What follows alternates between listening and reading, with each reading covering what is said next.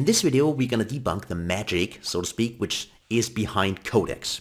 I've done the same for Claude Code already, but to me it was always interesting how these things actually work under the hood. Because the basic premise is, yes, I can use an API call for a model, I can give it tools, right? I can give it skills, I can give it MCP servers, and that is basically the harness. But that's only part of the harness, because the actual harness is actually the deterministic loop which is wrapped around this.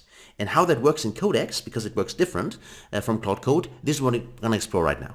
So the Codex harness loop is here in a diagram, and the way it works is the following way. So we have a user input, like for instance our prompt, right? That could be for a coding project or a non-coding project, doesn't matter, because Claude Code and Codex now are used simultaneously for all kinds of tasks, right? So then the first is the policy instruction stack, which exists, right? Which is set up. And then, of course, this needs to be included in the prompt itself. So what the model is allowed to do, what's not allowed to do. And then there's a context assembly. Basically all the file uploads we give it, maybe our code base and so on. And that's basically all the context which is given. It could also be skills, right? By default, only the skill descriptions are read. But of course, if a skill is then useful, then of course the full skill is used. And MCP is part of that and so on. So that's why this one is always the key. So don't blow it up. Otherwise it gets very token intensive. And then of course our, 5-hour window in Claude Code or also in Codex are approaching quite quickly.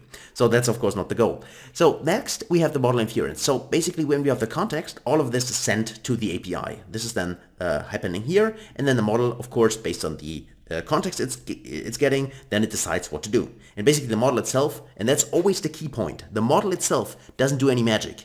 It just, based on the context it gets, it then decides, okay, this is what I recommend you do next. For instance, calling this tool or using this skill and so on. That's basically the recommendation from the model after the API call, which we get, right? But then the magic happens, and this is the harness. So this whole thing, this is for me the magic, because then the model's output, basically, so what it infers, is then parsed, so the response itself. Because oftentimes if we have tool calls, for instance, we have a structured response, right? For instance, you need to call this tool, and these are the inputs for the tool.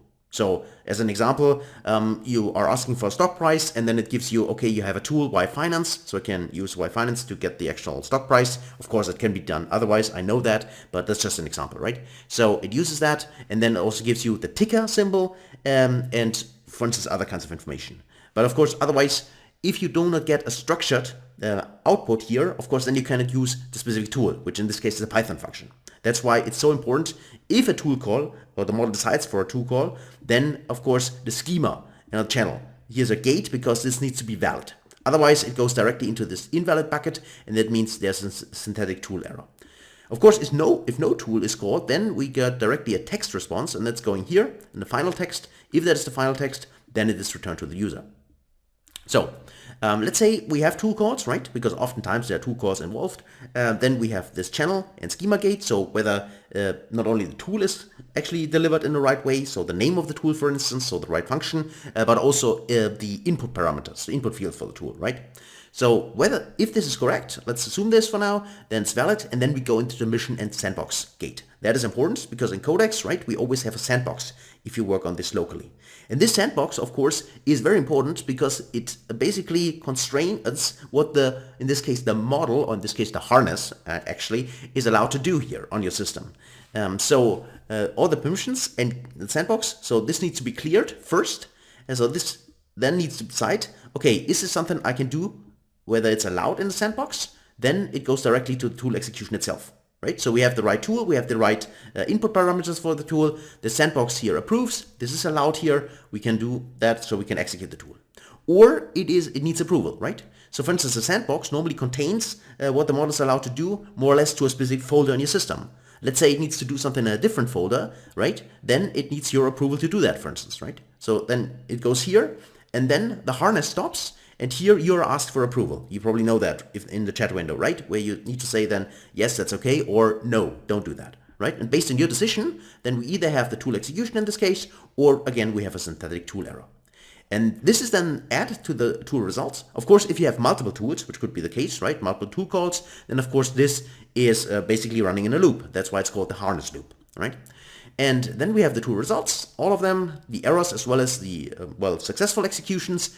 And then it needs to decide here, is more work needed? So basically, are we already done or not? That's basically also something which is decided here. And if not, then we go back up here. So yes, the decision is yes, more tool is needed. Then it goes back into the context. So what's done now, the next context is assembled, and then it goes back into the model inference, and the model is then deciding for the next task. And again, this could be tool calls, or this could be also a final text message in here, right? And that's basically the loop, how that works. And then, of course, finally, here, same as well, if no more work is needed, if this is a no here, then it is returned to the user here as well. But the main point here, which I like to drive home always, is that, to me at least, the magic is the harness, in this case, the harness loop. It's not all the skills, all the, in this case, MCP servers, all the tools which you provide, the context, all this is very important, don't get me wrong.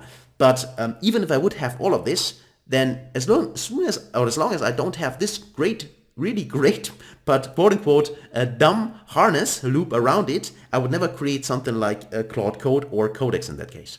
So that's it for this video. So hopefully that was interesting to you.